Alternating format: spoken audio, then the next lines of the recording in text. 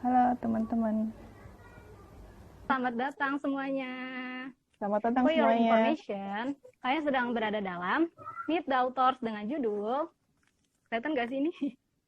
Hei pembajak, yang kamu lakukan itu jahat loh. Oh, iya. Oke, Eh, sebelum mulai aku mau jabarin dulu nih profil penulis kesayangan kita hari ini. Rumi S, seorang penulis berzodiak Taurus yang gemar banget nih nulis cerita berbagai genre. Mulai dari romance religi, fanlit, dan horor. Saat ini Kak Rumi sedang asyik-asyiknya menulis cerita horor, tetapi tetap berharap tidak mengalami peristiwa horor tersebut. oh jangan ya, Aminin ya guys. jangan. Cukup hanya fiksi aja. Iya Hai. betul. Listen to my heartbeat dan we could be in love. Siapa sih yang gak tahu novel itu? Ternyata keduanya termasuk ke dalam 30 karya Kak Rumi yang sudah terbit. Keren banget kan? Nah, kalian tahu gak novel karya Kak Rumi yang terbaru nih bakal rilis loh sebentar lagi. Judulnya Roh, R-O-H, sebuah kisah horor yang sangat memukau. Nah, buat kalian yang penasaran nih, pengen intip-intip ceritanya dan sekaligus kepo, pengen tahu novel karya Kak Rumi apa aja yang udah terbit, kalian bisa cus meluncur langsung ke Wattpad sekarang. Dengan nama akun Wattpad-nya adalah @arumi_e. Di sana kalian bisa baca buku-buku Kak Rumi tentunya, terus ada juga apa namanya Kak? Tips pengalaman, tips berbagi menulis pengalaman dan tips ya, menulis. yang bisa kalian baca. Dan buat kamu yang pengen menyapa Kak Rumi setelah acara ini, kalian bisa follow akun IG-nya @arumi_e, kirim DM. Oke. Makasih Rianti, keren. Makasih udah dikenalin. Ya, tenang aja guys, Kak Rumi ini orangnya humble banget kok. Jadi kalau kalian takut nyapa nih, ragu mau nyapa, tenang aja guys, bakal dibales kok. Ya kan, Kak? Iya. Nah, kita mulai yuk. Langsung aja ya kita mulai. Pertama-tama, aku udah nyiapin jargon biar kita lebih semangat gitu. Kan ini udah malam ya, takut ngantuk gitu. Jadi aku udah nyiapin jargon. Halo teman-teman, ikutin aku ya. Nanti pas aku bilang Fabuklos Festival, kalian langsung jawab di kolom komentar dengan hashtag stop pembajakan, stop kejahatan. Oke? Okay? Paham? Halo? Paham kan semua? Kalian tulis dulu nih di kolom komentar hashtagnya ya, stop pembajakan, stop kejahatan. Nanti pas aku bilang Fabuklos Festival, kalian langsung kirim tuh, tinggal kirim ya. Oke? Oke aja ya. Biar mempersingkat waktu. Fabuklos Festival. Stop pembajakan, stop kejahatan. Yeay, gak deh. Ini baru paham. Paham. Mau diulangin nih? Diulangin aja, Kak. Ya. Diulangin ya, Kak. Tuh udah ada tuh stop pembajakan. Iya. Iya. Baru ngetik. Oke. Makasih semuanya. Makasih ya. Antusias kalian. Oke, kita langsung mulai. Halo Kak Rumi, apa kabar Kak? Halo juga Rianti, alhamdulillah baik. Gimana kabarnya Rianti juga? Alhamdulillah aku juga baik. Aku nggak terlalu, ini kan Kak terlalu keras gitu suaranya. Enggak sih ya, cukup lah. Aku gimana, kedengeran nggak jelas nggak? Kedengeran. Oke. Kak Rumi cantik banget sih. Pasti Kak Rumi udah nggak sabar ya nyapa pembaca dan penonton. Iya. Dulu tuh aku mau curhat dulu ya Kak Rumi. Dulu tuh aku kayaknya cuma bisa nge-stalk Kak Rumi. Sekarang aku dikasih kesempatan buat jadi partner Kak Rumi. Walaupun cuma nge-host, tapi seru banget. Bakal jadi pengalaman berharga nih buat aku. Iya. Sekarang lagi sibuk apa nih Kak? Pastinya nggak cuma rebahan aja dong selama pandemi. Enggak, justru penuh dengan tugas-tugas menulis deadline. Yeah. Sekarang nih aku selama beberapa kali ini kan nulisnya horor terus ya. Sampai-sampai ada yang mengira aku udah berubah haluan jadi khusus spesialis penulis cerita horor gitu. Tapi kali ini aku bakal nulis romance lagi. Yeay, apa tuh Kak Kira-kira pada judulnya suka nggak ya? tuh? Belum, Suka masih dong, rahasia aku sih. lebih suka horor. Lebih Apakah suka romance. apa jangan-jangan malah lebih suka horor lagi? Jangan-jangan. Iya. Kak, boleh Jadi ceritain emang dong. Oh, apa tuh? kenapa? Apa tadi? Tadi Enggak, kirain Kakak pertanyaannya apa? lanjutin tadi. Enggak deh. Boleh ceritain dong Kak perjalanan karir menulis Kak Arumi, mulai dari jatuh bangunnya Kak Arumi sampai bisa sesukses ini. Sukses sih belum sih, masih harus berjuang lagi. Iya, ya, benar. Iya emang sih penulis itu penuh dengan jatuh bangun. Jadi Betul. aku awalnya dulu menulis masih cerpen, nulis yang gampang-gampang dulu, yang pendek-pendek, cerpen-cerpen dulu. Itu tahun 2005. Aku tahun 2005 udah nulis cerpen. Pasti teman-teman udah baru Wow, lahir kali keren ya. banget. Baru lahir, baru lahir kali ya Jayu.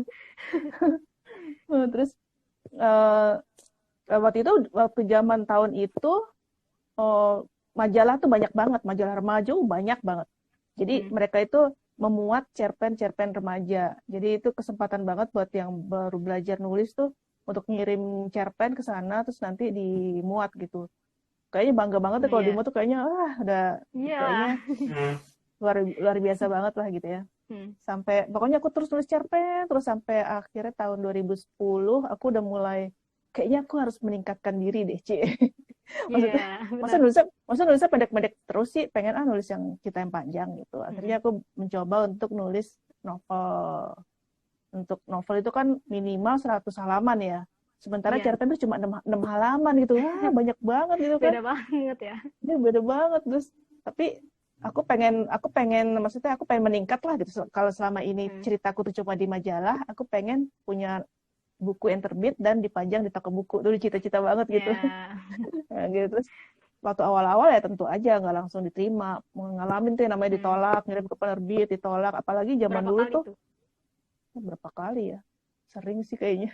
Tapi emang waktu itu naskahnya baru satu, jadi satu ditolak, tolak kirim lagi ke yang lain, tolak lagi. saking susahnya bikin novel. Udah gitu kan zaman dulu itu kalau mau kirim naskah ke penerbit itu harus di print out. Jadi kita harus modal banget gitu kan, print out tebel ya kan, terus dikirim gitu kan. Kalau sekarang sih enak tinggal kirim email gitu kan. Kalau dulu tuh gitu masih di print out gitu. Terus sampai pada tahun 2011 apa ya, terus ada penerbit yang mencari cerita-cerita Korea. Karena waktu itu lagi ngetren banget tuh cerita drama Korea, lagi tren banget, terus lagi cerita Korea tuh lagi banyak peminatnya gitu kan. Terus aku jadi ikut-ikutan, ngirim gitu. Kebetulan waktu itu emang lagi demen banget nonton drama Korea, jadi punya banyak ide lah untuk nulis cerita Korea gitu. Terus katanya diterima, terus terbitlah novelku yang pertama tahun 2012, judulnya Saranghae. Tahu nggak artinya Saranghae? Aku cinta kamu. Iya itulah berawal dari situ. Terus ternyata aku jadi ketagihan, ternyata nulis novel enak ya, seru banget gitu kan. Terus karena waktu itu lagi masih tren lah, pokoknya cerita Korea itu masih tren banget, masih banyak peminatnya. Akhirnya si penerbit ini dia tuh nerimanya maksudnya peluang untuk bisa terbit lebih cepat dan diterima gitu cerita Korea. Jadi aku ngirim cerita Korea terus sampai terbit 5 novel cerita Korea. Iya, benar. Sampai terus tahun 2013 cerita Korea tuh udah mulai agak-agak turun. Baru deh aku nulis cerita Indonesia aja. Gitu, mulai ada Teen Lead. Iya, terus jadi akhirnya apa? Lanjut aja Kak. Iya, jadi mulai waktu dulu masih sukanya Teen Lead karena aku emang nulis cerpen juga waktu itu Teen Lead kan, jadi masih yang Teen Lead gitu. Terus sampai akhirnya jadi aku selalu dapat tantangan gitu yang bikin aku merasa berani menerima tantangan itu. Jadi ketika aku udah nulis banyak gitu, waktu itu pokoknya lagi aktif-aktifnya, lagi semangat banget gitu. Setahun tuh bisa bikin 4 cerita novel gitu, bisa selesai gitu. Terus sampai ditawarin sama penerbitnya, kamu bisa nggak nulis cerita religi, settingnya tuh di luar negeri gitu.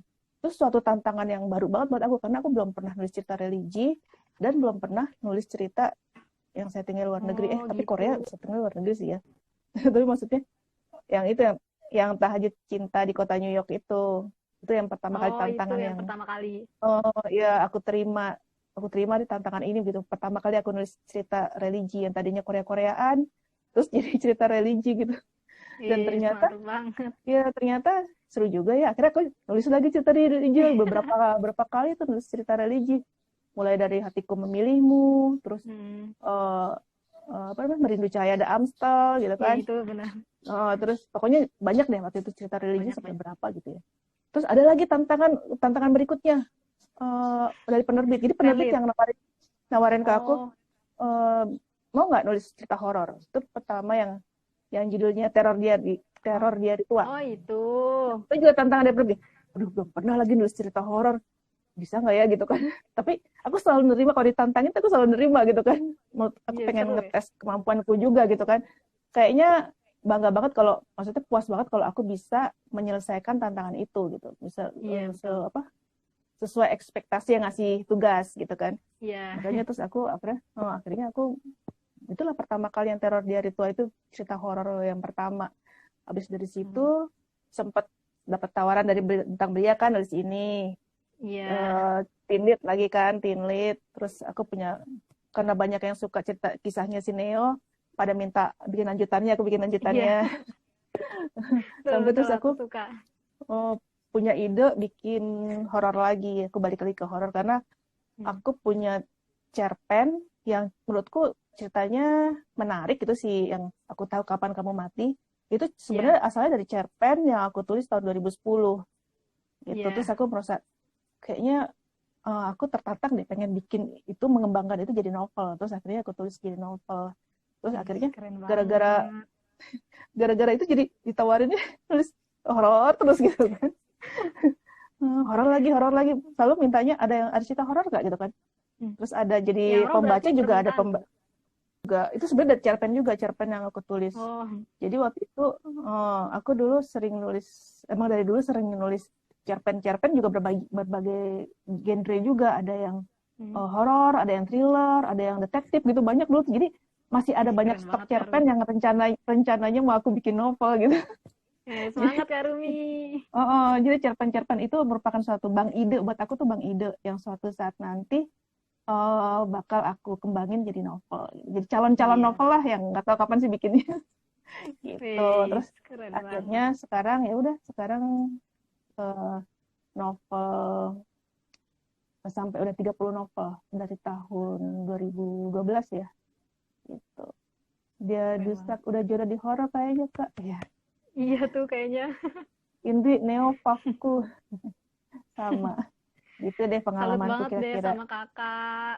Ya. Iya kak, Jadi katanya emang kakak tapi ini itu yang penulis. itu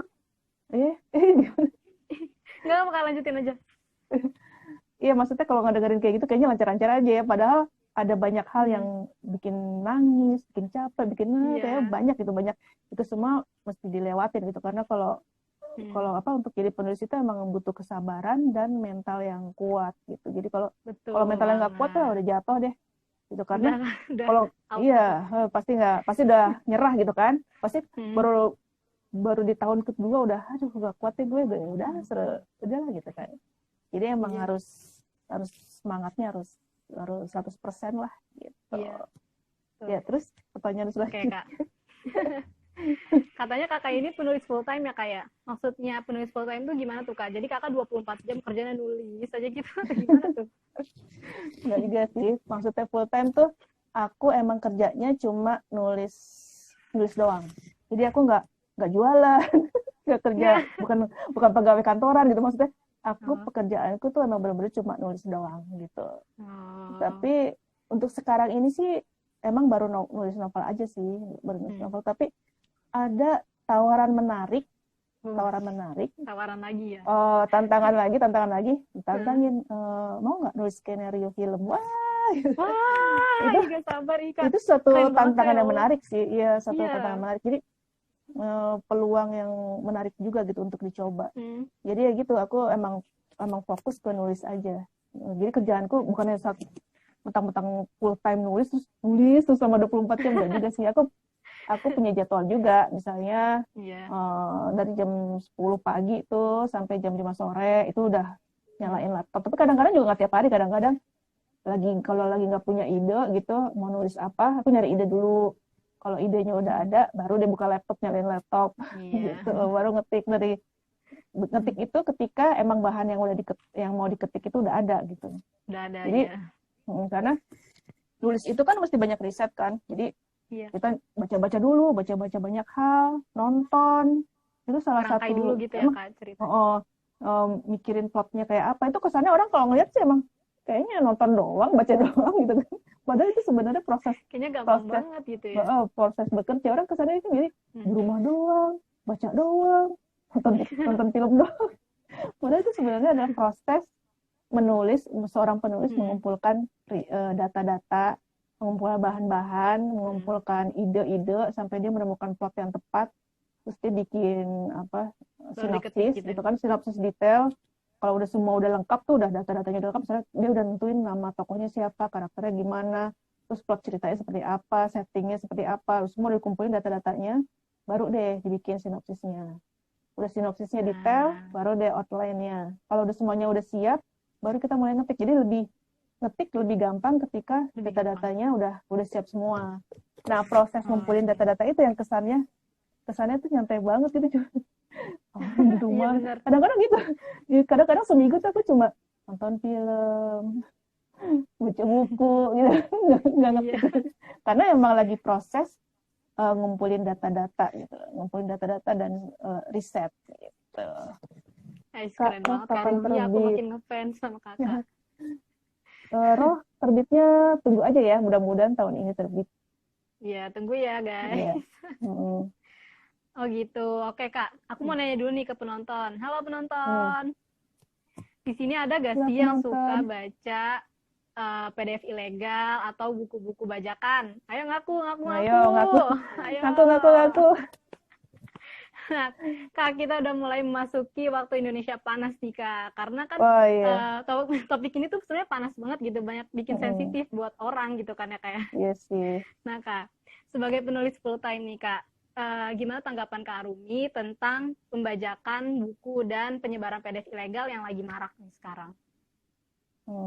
Ya itu sangat merugikan industri buku sih, bukan cuma penulis tapi juga penerbitnya juga dan semua pihak yang bekerja di dalam penerbitan gitu kan. Karena sebuah buku itu kan nggak cuma penulisnya doang kan, melibatkan banyak pihak gitu ya. Ada editor, ada layouter, ada ilustrator gitu kan. Mereka semua bergantung kepada sebuah buku yang buku itu harus dibeli oleh pembaca gitu kan. Kalau misalnya ada bajakan, orang jadi nggak beli buku. Apalagi yang paling sebel itu PDF yang dibagi-bagiin gitu. Aduh, kayak cuma itu bener-bener doang ya kayak orang gampang banget gitu, tinggal save udah, terus dia baca udah selesai udah gitu kan. Jadi dia nggak punya keterikatan dengan si cerita dalam buku itu. Dia cuma sekedar aku pengen tahu ceritanya kayak apa sih, nonton baca PDF-nya gitu kan. Tapi kalau orang yang benar-benar suka sama ceritanya, dia pasti pengen koleksi bukunya ya kan. Dan berbagai cara akan dilakukan untuk bisa mendapatkan buku yang asli gitu. Iya, benar banget. Jadi emang pertama mungkin mental kita ya, sebenarnya nggak cuma di bidang buku sih, di bidang kita sendiri kan harus bukan mencoba idealis, tapi kita belajar untuk menghargai sebuah karya gitu, seperti contohnya film. Sekarang kan film udah banyak tuh aplikasi nonton film yang berbayar. Kalau dulu mungkin nggak ada dulu ya. Dulu kalau misalnya kita pengen nonton film tapi telat nonton di bioskop, terpaksa kita download gitu kan. Misalnya gitu kan, nggak sempet ke bioskop gitu, udah turun gitu kan. Udah kita download gitu. Tapi kan sekarang banyak aplikasi bisa nonton film bioskop tapi legal gitu kan, legal. Kita tetap memberi manfaat ke pembuat karyanya. Jadi kita bisa nonton di situ dan bayar iuran gitu kan. Begitu juga buku gitu kan. Buku kan ada e-book yang legal. Jadi kalau misalnya kita nggak sempat beli buku fisik karena mungkin jauh dari toko buku, karena banyak kan orang di daerah-daerah yang pedalaman, yang toko buku tuh jauh banget, bisa berkilo-kilo, ratus kilo kali ke toko buku. Ya udah kita beli aja e-book e-booknya yang legal gitu kan. Ada kan padahal Kak e-pusnas gitu juga ya Kak. Nah, iya kalau misalnya nggak bisa beli e-book ya di e-pusnas juga tersedia gitu kan. E-pusnas itu legal karena e-pusnas dia beli ke penerbit dan penulis dapat royalti, masih legal lah gitu. Ada haknya penulis dan penerbit yang diberikan sama e-pusnas itu.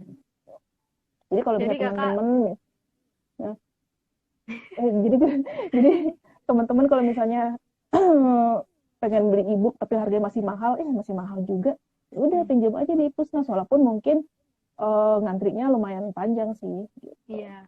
Atau pinjam ke teman juga bisa ya Kak? Pinjam ke teman atau patungan, misalnya beli satu baca rame-rame gitu, ganti-gantian.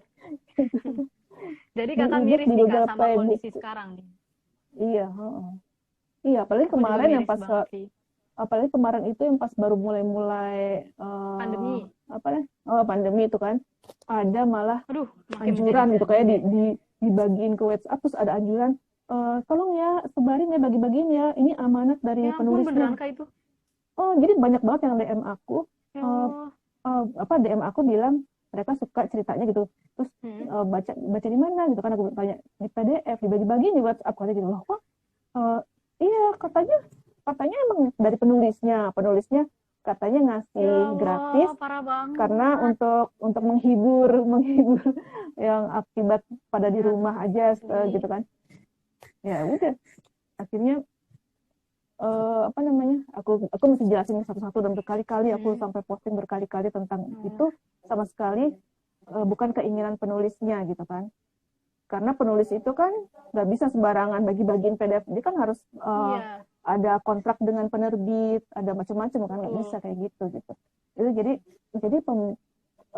orang pembajak yang bagi-bagiin PDF gratis itu mereka berlipat kesalahannya selain bagi-bagiin PDF gratis dia juga memfitnah si penulis kan dibilang amanah dari penulisnya padahal benar. Jadi yang dikasih itu merasa karena ini amanah sama dia di-share udah akhirnya nyebar kemana-mana miris banget ya Allah aku ya sampai heran sampai ke si produser film Aku Tahu Kapan Kamu Mati dia aja dapat gitu WhatsApp kan dibagi-bagiin tuh sampai ke dia gitu kan yang itu ya emang itu ilegal ya saya juga dapat tuh udah bapak juga dapat iya sampai juga ke saya saking udah berantainya gitu kan iya berantainya dibagi-bagiin bisa gitu ya ampun tapi padahal kan nulis kan gak mudah ya Kak ya iya susah banget prosesnya enak banget cuma dapat gratis pekerjaan yang butuh kesabaran super ekstra itu adalah pekerjaan penulis novel terutama ya karena harus baik-baik kamu butuh waktu lama ya secepat-cepatnya nulis novel kalau aku ya secepat-cepatnya nulis novel tuh 2 bulan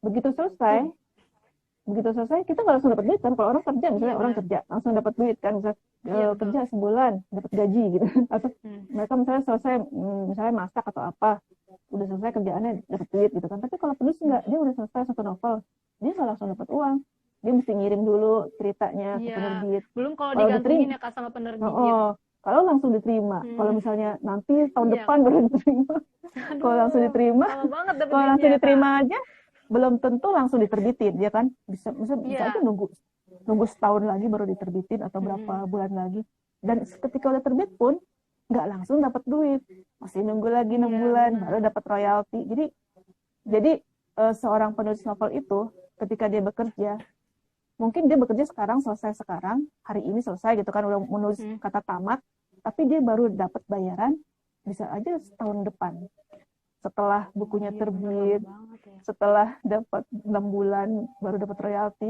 gitu. Jadi emang jadi penulis itu emang butuh sabar. Harus kuat ya. Karena itu kasihanilah penulis. jangan baca PDF gratis. Ya. Karena ya itu penulis harus nggak boleh lemah, nggak boleh aduh udah deh buku gue dibajak mulu gitu kan udah gue malas kan nulis gitu nggak bisa gitu kita harus tetap semangat walaupun sedih gitu kan sedih apalagi kadang-kadang aku apalagi sekarang ya, kalau dulu aku masih yang setiap bukuku terbit tuh aku yang excited banget gitu kan, mau terbit gitu kan, bangga banget. Kalau sekarang langsung mikirnya Udah biasa aja. terbit, begitu terbit masih saingan sama pembajak, masih saingan sama buku bajakan. Harus gimana nih, aduh, pembajak ini harus kita musnahkan kan. Iya, makanya. Jadi Kak Rumi merasa dirugikan gitu ya kayak dengan aksi pembajakan itu. Sangat ya. Tapi jadi yang mungkin kita susah ya memberantas pembajak karena memang hukumnya masih susah menyentuh mereka gitu kan. Mungkin peraturan yang harus diperketat lagi supaya kayak supaya contohnya kayak film deh. Film kan sekarang situs-situs yang bikin film gratisan kan ditutup atau diblokir gitu ya sama pemerintah. Seharusnya nggak tahu deh gimana caranya. Kalau buku juga harusnya ada kayak gitu. Terus nah, menurut aku pribadi juga ya Kak, pembajakan ini kan dosa besar ya, kayak selain mengambil bahkan bisa dibilang mencuri gitu ya, kayak mencuri rezeki orang lain seperti penulis, penerbit, penyunting, bahkan mereka mencuri rezeki mbak-mbak, mas-mas, toko penjaga kasir penjaga kasir toko buku ya kayak ya nggak sih? Tanpa kita sadari gitu ya Kak. Iya, kalau misalnya semuanya buku bajakan dan orang jadi mikirnya ngapain beli bajakan, udah baca aja PDF yang dibagi-bagiin gratis. Akhirnya buku numpuk nggak laku. Gitu ya. Iya, buku numpuk nggak laku, penerbit bisa bangkrut kalau lama-lama kayak gitu terus kan. Bangkrut, akhirnya toko buku juga makin dikurangin. Karena kurang laku gitu kan, udah tutup, yang cabang sini tutup kan, berarti kan mengurangi jumlah pegawai dong. Jadi banyak banget pihak yang dirugikan gara-gara buku bajakan dan PDF ilegal. Kelihatannya kan, ya kelihatannya kayaknya simple gitu ya Kak, padahal efeknya tuh besar banget ya Kak. Iya, efeknya tuh semua orang kena jadinya. Nah, menurut Kak Rumi, gimana cara mengatasi hal ini Kak? Sementara dari yang aku lihat dan aku amati, pemerintah tuh emang benar-benar belum tegas kan Kak mengatasi persoalan ini. Padahal di setiap buku yang aku baca, atau mungkin kalian penonton baca kan, di setiap buku di halaman depan atau halaman belakang suka ditulis dilarang memfotokopi, dilarang memperbanyak, atau Anda akan kena denda sekian juta, sekian ratus juta, bahkan di penjara. Tapi mana? Nah, gimana Kak menurut Kak Rumi cara mengatasi kayaknya belum ada pembajak yang di penjara ya kayaknya. Iya kan, aku nggak pernah Kak lihat berita membajak di penjara gitu, nggak pernah. Ya itu dia, kayak hukumnya masih lemah gitu Kak. Gimana tuh cara paling ampuh menurut Kak? Kalau untuk sampai sejauh, cuma bisa berharap ya bahwa pemerintah bisa peraturannya bisa lebih tegas gitu, membantu industri penerbitan buku dan penulis gitu kan. Jadi langkah yang awal ini mungkin kita sebagai pembaca sadar dulu deh, masing-masing sendiri sadar gitu bahwa kita harus belajar menghargai karya orang gitu. Jadi usahakan kayak itu tadi caranya, misalnya kamu merasa bukunya harganya mahal, ya udah pinjam aja di Pusnas atau pinjam di perpustakaan sekolah, kan ada kan disediain sekarang buku-buku kan. Ya udah pinjam aja di situ atau di Pusnas, atau kalau misalnya mau beli yang lebih murah e-book gitu kan. Atau bisa juga kamu ikut giveaway gitu kan, sering ada tuh giveaway, walaupun mungkin aku banget belum pasti menang, tapi ya apa salahnya sih nyoba, usaha, siapa tahu rezeki gitu kan. Maksudnya ada banyak cara kita bisa dapat baca buku gratis atau dengan harga tanpa mendukung pembajakan gitu kan. Betul banget. Jadi harus kalau kita memang susah mengharapkan pembajakan diberantas, kita masing-masing aja sadar sendiri, masing-masing diri gitu. Nah, cuma ada juga yang DM aku bilang dia udah sadar bahwa dia harus beli buku asli. Tapi ketika dia beli di toko buku online, dan toko buku online itu bilang dijamin asli gitu kan. Ternyata pas sudah sampai bajakan gitu kan. Iya, Kak, aku juga ketemu kayak gitu. Itu gimana tuh Kak? Salah kita atau gimana tuh? Jadi kita usahakan kalau bisa sih belinya di e-commerce, karena e-commerce itu biasanya menjaga memproteksi konsumen gitu, karena kan kita punya pilihan kan, ketika buku kita sampai kita boleh konfirmasi atau enggak kan. Kalau misalnya bukunya ternyata bajakan, ya udah kita nggak usah konfirmasi, bilang aja alasannya bukunya bajakan gitu. Iya. Atau karena kita udah terlanjur konfirmasi nggak sadar kan, udah konfirmasi terus nggak tahu pas dibuka bajakan nih, kasih aja bintang 1, kasih bintang 1 terus review, tulis review, Kalau bilang perlu aja. nggak usah dikasih bintang ya Kak. Oh iya nggak usah. Tapi kalau nggak ngasih bintang bisa komen nggak ya? Lupa Nggak aku. tahu deh. Nggak apa-apa bintang Nggak 1 tahu. terus kita komen bilang aja Iya. penjualnya nggak jujur misalnya gitu. Dia jual buku bajakan, Bohong. jadi saya rugi gini-gini. Pokoknya jelek-jelek aja. Pokoknya biar orang pembaca yang lain supaya calon pembeli lain bisa baca dan mereka nggak terjebak juga gitu kan. Iya, benar. Jadi mereka bisa jadi kita ngecek review-review dari yang lain. Kalau misalnya mayoritas bilang oke, bilang orisinal atau apa, itu biasanya sih mudah-mudahan benar, mudah-mudahan benar. Tapi kalaupun kita pengen beli, coba beli 1 dulu, jangan langsung beli banyak. 1 dulu, seenggaknya kalaupun ternyata bajakan, kita cuma rugi 1 gitu kan. Aku biasanya gitu, aku kalau belanja gitu, jadi aku nyoba dulu nih beli 1. Oh iya benar asli. Biasanya kalau asli, aku langsung kasih bintang 5, terus aku bilang, terima kasih sudah menjual buku asli. Semoga teruslah hanya menjual buku asli dan dukunglah penulis. Aku selalu gitu di depan. Iya, betul. Review banyak gitu kan. Pokoknya aku memuji-muji si toko online yang menjual buku asli karena itu penting banget gitu kan, biar orang baca bahwa penting banget menjual buku asli gitu.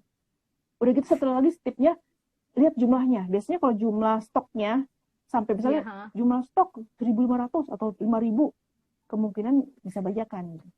Karena kalau yang asli nggak sebanyak itu, gitu, dia punya stoknya. Kalau yang asli pasti biasanya sih terbatas, karena kan dia harus kalau misalnya asli itu paling kalau misalnya bukunya udah pasti laku banget, bestseller banget, mungkin 100 gitu kan. Tapi kalau misalnya enggak, mungkin 10. Terus kalau udah habis baru dia minta lagi ke penerbit gitu kan, dia baru ngisi stok lagi gitu. Nggak langsung 5.000 gitu kan. Gitu. Kecuali mungkin buku yang bestseller banget kali ya, yang sehari 5.000 habis. 5.000 kali ya. Bisa jadi. Oke Kak, kalau gitu apa pesan Kakak? Pesan yang ngegas sih Kak kalau bisa, karena aku udah greget maksimal ini untuk pembajak dan penyebar PDF ilegal di luar sana, Kak. Pesan yang ngegas ya, Kak? Ngegas ya.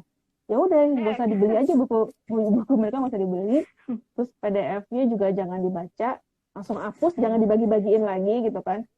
Terus stop di kamu gitu kan. Kalau misalnya kamu dikirimin PDF gratis, langsung hapus, terus bilang, sorry ya, gue nggak baca PDF gratisan gitu kan, bilang aja gitu kan. Terus udah stop di kamu, jangan disebarin lagi gitu, jangan masih gratis sebarin, habis baca terus kamu sebarin lagi ke temennya, jangan gitu. Jadi berhenti di kamu supaya udah selesai. Kalaupun ada sebelumnya ada, ya udah lanjut gitu kan. Tapi kalau bisa berhenti di kamu. Kalau udah berhenti di kamu, semoga nggak nyebar ke yang lainnya gitu. Iya. Kalau pesan buat pembajaknya Kak gimana Kak? Pembajak susah pembajak dikasih lu, pesan. Nyebelin banget ya emang lu. Pembajak gitu Kak. Dikasih pesan juga susah. Kurang aja. Pokoknya pembajak, kamu itu jahat. Kamu itu pencuri. Kamu jahat banget. Kamu tuh udah merugikan banyak orang. Kamu udah nyolong. Kamu sama aja dengan pencuri. Pembajak itu sama aja pencuri ya. Sama aja maling lah ibaratnya. BTW Kak, aku tadi lupa nge-stopwatch gitu Kak. Jadi aku nggak tahu ini udah berapa jam. Lihatnya di mana kayak? Itu di langsung, tulisan langsung, diklik. Baru 41 menit sih. Oh, baru 41 menit. Oke. Sekarang kita mau... Coba diklik deh. Klik deh tulisan langsung ya. Aku nggak bisa, nggak tahu kenapa. Oh iya kan host ya. Aduh. Karena aku... Berarti kakak yang itu ya. Oke, kasih tanda aja Kak kalau udah. Oke. Sekarang waktunya kita Q&A. Yeay. Pasti kalian udah nunggu sesi ini kan dari tadi. Nah, sekarang cepet tulis di kolom komentar apa pertanyaan kalian biar langsung dijawab sama Kak Rumi, oke? Cepet tulis ya. Cepet. Aku bakal ambil 5 pertanyaan dulu nih. Kalau waktunya memungkinkan, aku ambil pertanyaan lain. Sip. Mana nih? Ayo tanya. Ayo tanya. Mumpung ada di sini. Ada yang mau ditanyain. Hei pembajak, yang kamu lakukan itu jahat. Kameranya kebalik. Jahat. Iya tadi kebalik sempet. Ayo kita waktunya nanya nih Q&A. Oke nih Kak, ada pertanyaan nih dari Lucy Solona. mau tanya nih untuk Kak Rumi, bagaimana tipsnya bisa menyelesaikan 4 novel dalam setahun? Wes. Gimana tuh Kak? Sebenarnya ini nggak berapa nyambung sama topik Kak, tapi nggak apa-apa kan Kak, langsung jawab aja ya Kak ya? Iya, nggak apa-apa sih. Karena waktu itu tahun 2012-2013 itu aku emang lagi produktif nih, Cie. Lagi semangat gitu kan, lagi wah semangat. Dan waktu itu emang gimana ya, nulis apa lagi yang di pikiran, tulis gitu kan. Nggak terlalu banyak pertimbangan gitu, pokoknya tulis, jadi bisa selesai. Malah kadang-kadang sebulan selesai gitu kan. Terus makanya setahun tuh bisa terbit 4 gitu. Apalagi emang waktu itu penerbit itu yang langsung begitu aku kirim langsung diproses, langsung terbit gitu, langsung kayak gitu ya. Emang itu nunggu, harus punya nama dulu atau iya sih, harus punya nama dulu ya berarti ya. Jadi ketika aku udah beberapa novelku yang terbit, ada beberapa editor yang ngubungin aku karena mereka udah tahu aku gitu. Gitu, jadi kayak terus Grasindo, terus Gagas Media tuh editornya yang menghubungin aku dan mereka nawarin gitu kan, bisa mereka mau nggak nulis di penerbit kami gini gitu. Jadi emang kitanya dulu yang harus menghasilkan karya dulu supaya kita dilihat oleh mereka. Kadang mereka tuh editor itu mencari calon-calon penulis potensial yang bisa bergabung di penerbit penerbit mereka. Jadi kita harus menghasilkan karya dulu, kita harus unjuk gigi dulu, baru nanti mereka ngelihat karya kita. Gitu. Terus tadi Kak, ada pertanyaan lagi nih Kak dari Della Deviana. Kak, kalau masih bingung mau nulis fiksi atau non fiksi gimana ya? Apa harus fokus di satu? Apa bisa coba dua? Coba-coba mana aja? Kalau belum ada bayangan sama sekali. Gimana tuh Kak?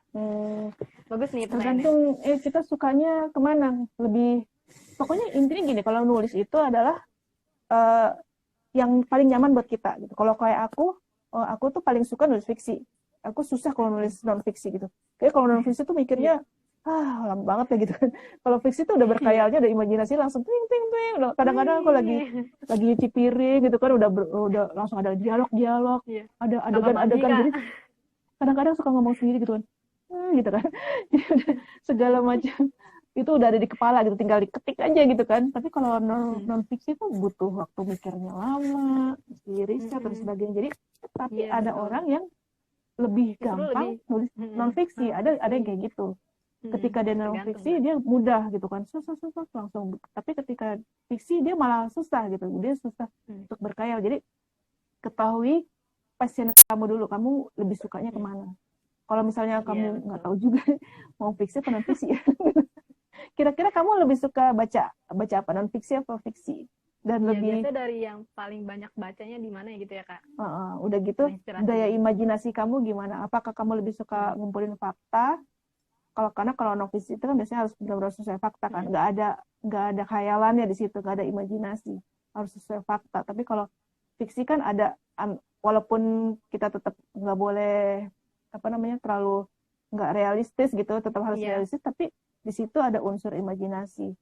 Jadi kamu lebih suka yang mana gitu sih. Oke Kak, ini ada pertanyaan dari RSVNAM_. Kak, kalau udah pernah baca bukunya, terus kita baca PDF-nya lagi gimana tuh? Soalnya aku kangen, sayang soalnya kalau beli lagi. Nah, gimana tuh Kak? Jadi bukunya apakah itu cuma minjem ya? Iya, cuma minjem. Kayaknya gitu deh. Jadi kayaknya gini maksudnya, apakah itu salah satu mendukung si pembajak atau gimana tuh Kak? Iya dong. Masuk ya? Iya. Masuk. Karena itu mungkin kamu bacanya cuma minjem di Pusnas gitu kan, terus udah selesai, jadi nggak punya bukunya, nggak bisa baca ulang gitu kan, padahal pengen baca ulang lagi, udah pinjem aja lagi di Pusnas, walaupun ngantri lagi gitu kan. Kalaupun pokoknya usahakan jangan baca PDF gratisan lah, kasihanilah para penulis, para penerbit, para ilustrator. Pokoknya ketika kamu pengen baca PDF, kamu harus mas toko kasir. Ketika kamu dapat gitu kan PDF, wah gratis, aduh tinggal ngeklik doang kamu udah bisa baca gitu. Tapi kamu pikirin deh, oh iya ya penulisnya kasihan, penerbitnya kasihan, ilustratornya kasihan gitu. Langsung pikirin gitu kan. Maksudnya akhirnya nggak jadi. Langsung hapus. Nah, bayangin paling kalau punya. kamu yang jadi penulisnya atau Nah, kamu ya yang betul banget. dia bekerja di Coba penerbitannya gitu tukeran. kan. Bayangin gitu kan. Ketika kamu membayangkan, oh iya ya, kesedih banget ya kalau misalnya gara-gara orang pada baca PDF gratis, bukunya nggak laku, royaltinya cuma 100.000 misalnya. Dalam 6 bulan cuma 100.000. Aduh, kasihan banget kan, masih dipotong. Tahu nggak, penerbit itu ya, penulis itu ya dapatnya cuma 10%. Udah gitu masih dipotong pajak 15%. Jadi dapatnya tuh Guys, ya dengerin begitulah. guys. Makanya kasihan kan kalau bukunya nggak ada yang beli karena orang-orang udah pada baca yang gratisannya gitu kan. Itu. Jadi udahlah, pokoknya itu budaya buruk, udah tinggalkan. Tinggalin aja deh pokoknya. Ya benar. Terus Oke, Kak, ini ada pertanyaan. sebenarnya ini bukan pertanyaan, tapi ada nih dari Dea Disa, katanya tolong kasih pesan buat penulis pemula, Kak. Ini kayaknya Dea Disa nih baru nulis nih. Oh iya. Pesannya sih kalau pengalamanku ya, pertama tuh emang jadi penulis itu harus bermental baja dan pantang menyerah. Nah itu sih.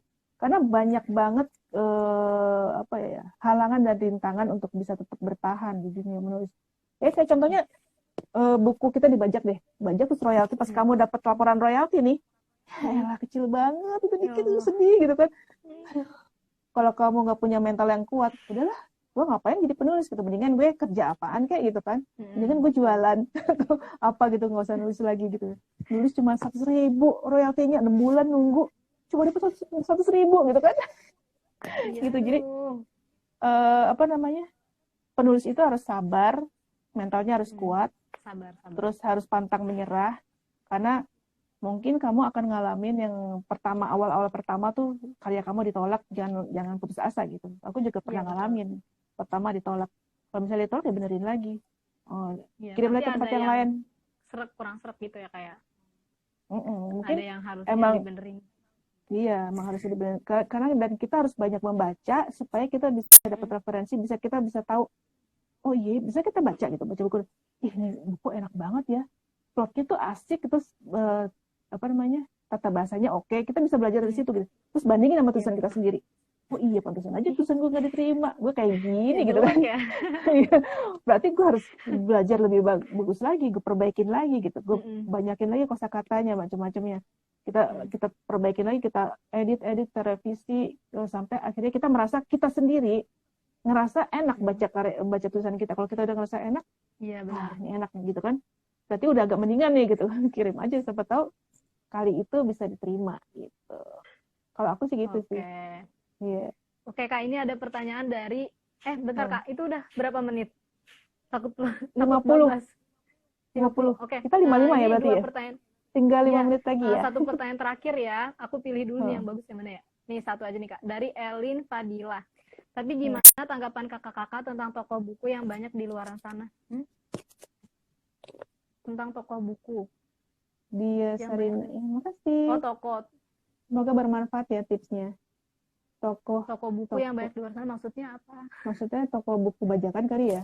Iya kali ya, mungkin Kak. Ada ya itu. Kalau enggak, ya. Atau ada ini nih Kak, dari pertanyaan ini aja Kak. Biasanya apa yang menginspirasi atau mengilhami terlahirnya novel-novel kakak yang legendaris ini? Wow. Faira _NZS. Pertanyaan terakhir ya guys, maaf. Inspirasi itu ada dari mana-mana sih. Jadi kita emang sebagai seorang penulis itu wawasannya harus kita tambah terus. Kita harus rajin baca, mau baca buku atau mau baca artikel, berita. Karena kadang-kadang dari situ, dari cuma satu kalimat aja atau dari judul berita itu bisa jadi ide. Jadi bisa jadi ide gitu. Terus atau kita sering jalan-jalan, misal traveling atau kemana lah yang nggak usah jauh-jauh lah, ke sekitar daerah kita aja gitu. Dari situ kita bisa dapat ide. Terus nonton film. Kita tapi jangan ngejiplak cipta filmnya ya. Kita cuma ada satu kata aja, ada satu kata atau satu adegan yang langsung ting gitu kan. Jadi